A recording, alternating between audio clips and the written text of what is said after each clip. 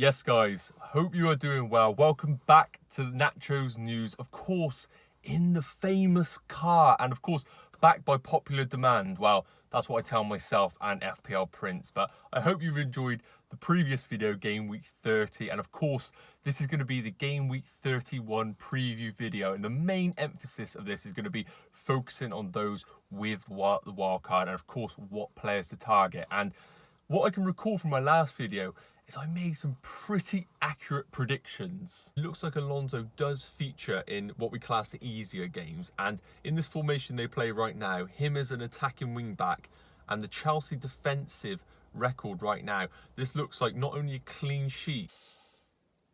Okay, so we all get some predictions wrong, don't we? Come on, who would have thought West Brom would score 5 goals? So don't blame me for that prediction, okay? So I promise you, it's going to be better predictions this video. So, of course, I've got somewhere to be. So, without further ado, let's crack on with the hot topics. Guys, quick card thought here. What are your opinions on Thiago Silva's red card? Now, Chelsea fans speaking here, of course, I'm going to say that the second yellow card wasn't a yellow card. But let me know in the comments, was that a second yellow card? Because he did just try to block the shot. But, of course, wasn't to be. So let me know in the comments, was that a red card?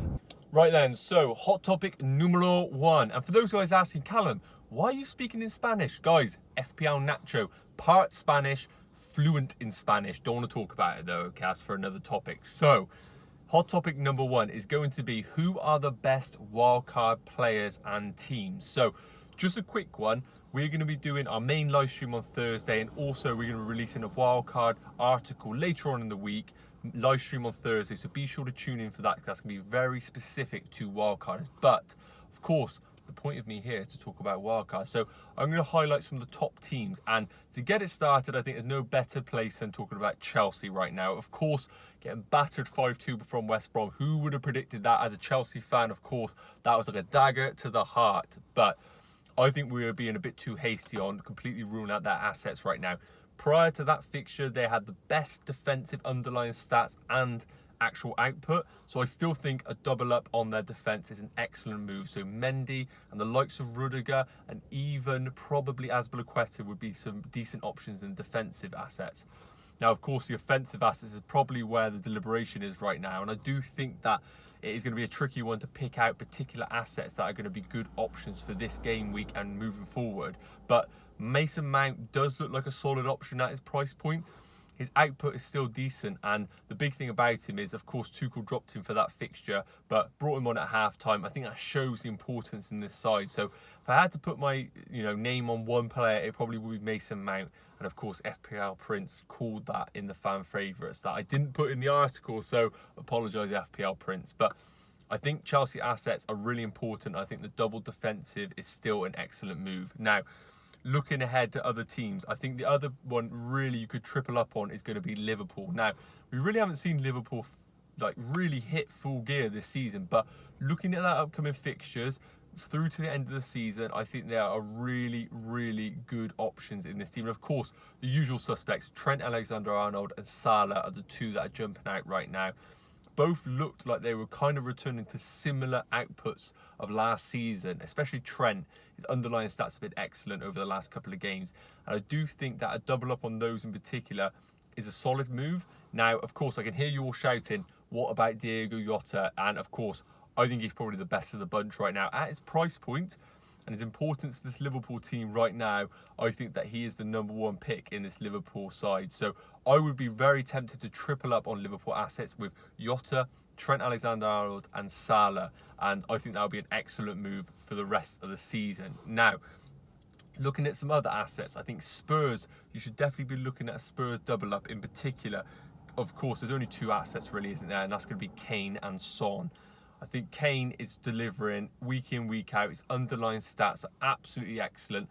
So I think Kane should be in everybody's wildcard teams. Now, I understand the reasoning behind Son possibly not coming in. I think his underlying stats haven't necessarily been as great as the first half of the season. But, guys, we have to remember they have a double game week in game week 32. Now, I know they have a tricky game week 31 fixture, but I think for that game week 32 fixture alone, it is worth going for the attacking double up in Tottenham assets. And then, of course, After that one, you can start to maybe bring one of those out, probably Son for the back end of the season. But I think they're worth bringing into your wildcard teams just for that double game week.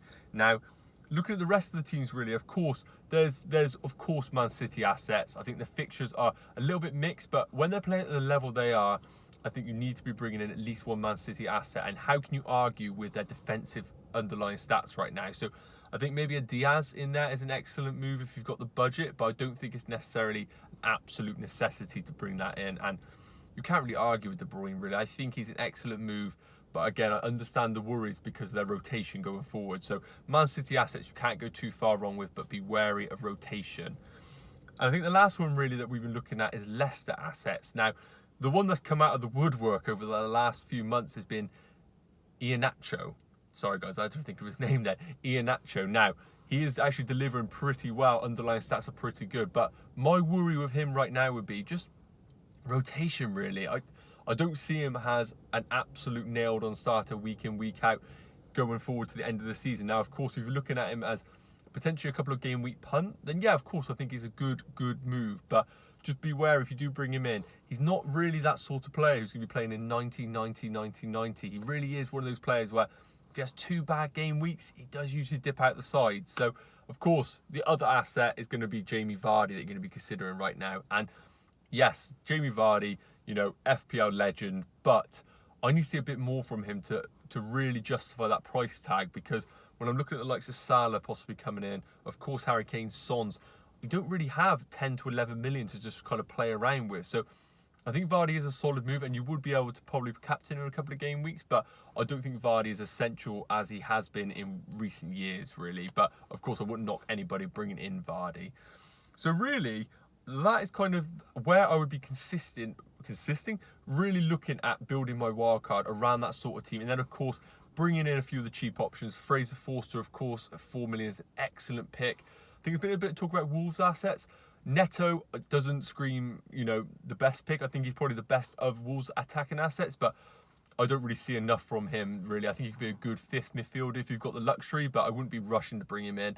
And, of course, Wolves' defensive assets are decent, but, again, I don't think you have to bust your team to really get them in. So I do think Wolves have good fixtures, but maybe if Jimenez comes back. But, yeah, as I mentioned, Chelsea, Spurs, Liverpool, can't go wrong with Man City. And then outside of that, of course, you want to go for the assets that really direction you want to go for, whether you go for differentials or you go for template sort of players. So they're the kind of ones that I'm really targeting right now, and I think that you guys should really be kind of playing around with your side. So I hope that has provided a little bit of value. Now, hot topic number 2 is going to be for those who are not wildcarding. Now, you guys are probably listening to all this chat thinking, damn, I wish I'm a wildcard. Of course, you might be sat at 2 in the world and then you're doing fine, aren't you, really? But I think there's a lot of talk about if you don't have your wildcard, and of course, some managers have different chips available, but I think I can't really provide advice on what to do with your teams. Of course, that's very specific on managers, but what I would say is if you have a wildcard, if you don't have a wildcard right now, I would not be chasing the pack. I would not be taking a -20, a -16 to see all these managers bringing in double Spurs, bringing in Liverpool assets back in again. I don't think you should be chasing it. Keep to your strategy. Don't try and chase the pack, because before you know it, you could have taken -20 to try and get a squad similar to wildcarders, and already you've blown your load right there with the -20. So stick to the plan. Do not go crazy with points hits trying to chase these players that others are. Be calculated with your moves, because I think while managers, of course, have the luxury of bringing in loads of assets in your wildcard team, just pick a few that really are going to strengthen your side, and then you can slowly build your team and kind of bounce between game weeks until the end of the season. So I think that should be more of your strategy. Don't worry about wildcarders. Worry about yourself and your team, and try and target the players for maybe 2 or 3 game weeks who you think can deliver it in your team. And I think that is probably the best strategy to make. And of course, for those who are going forward without a wildcard, need a bit of advice, of course, hit us up on Twitter, Instagram. We can provide a little more direct advice in that area, of course.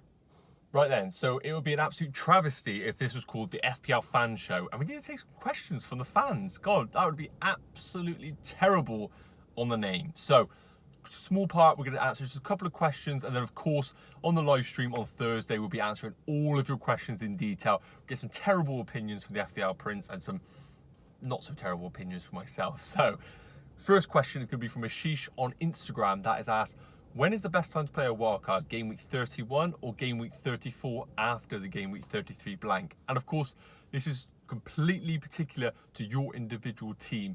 Don't think there is a definite answer on what you should go for. But what I would say is, I think game week 31 is a solid move because a lot of managers gear their teams up for game week 29 blank. So they might have a team where they're pretty unhappy with or isn't geared towards the teams that I mentioned, the Liverpool, Chelsea sort of assets that have decent fixtures going forward. So I think a game week 31 wildcard provides the opportunity to get away from some of them game week 29 assets, but also jump on early on some of these assets which are going to be having good fixtures going forward. Now, game week 34 wildcard makes sense after the game week 33 blank, but I think quite a few of the assets that blank in that game week, you could easily bench and only sell one of them really, similar like Kane or Son.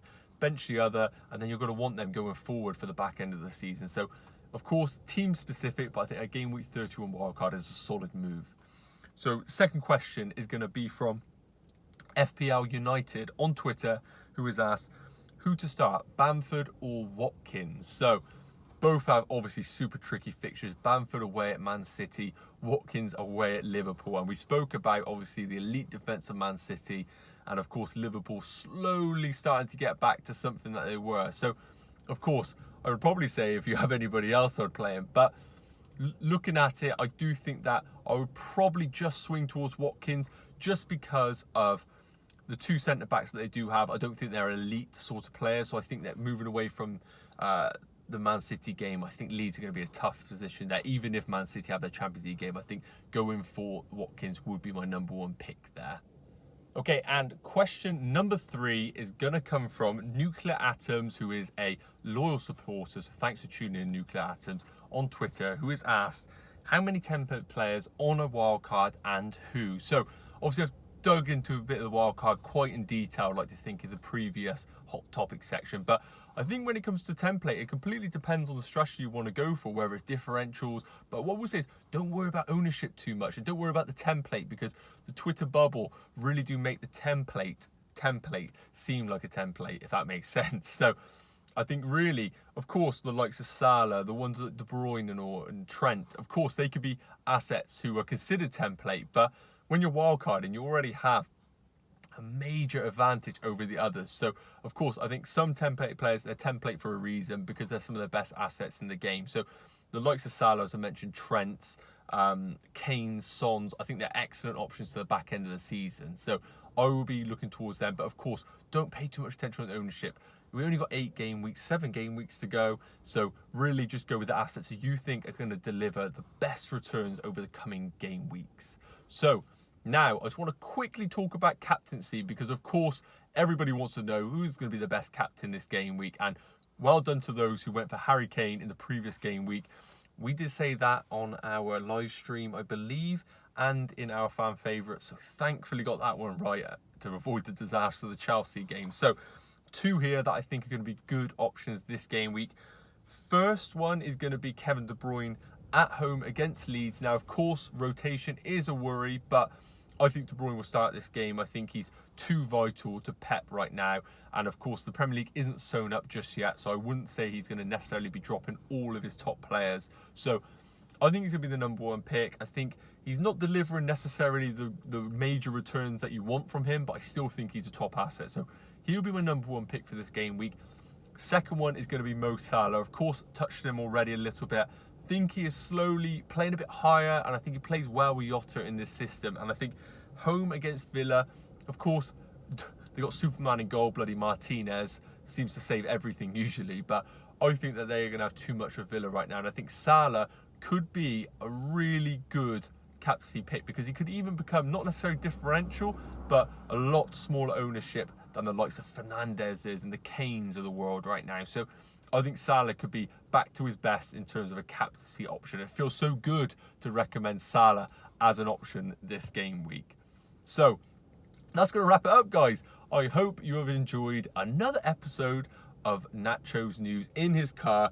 just the wonderful countryside right now just makes me happy coming out to film these videos. And of course, as I mentioned, we got the main live stream on Thursday where we can answer all of your questions in detail, and we'll go in a bit more detail about our thoughts for the game week.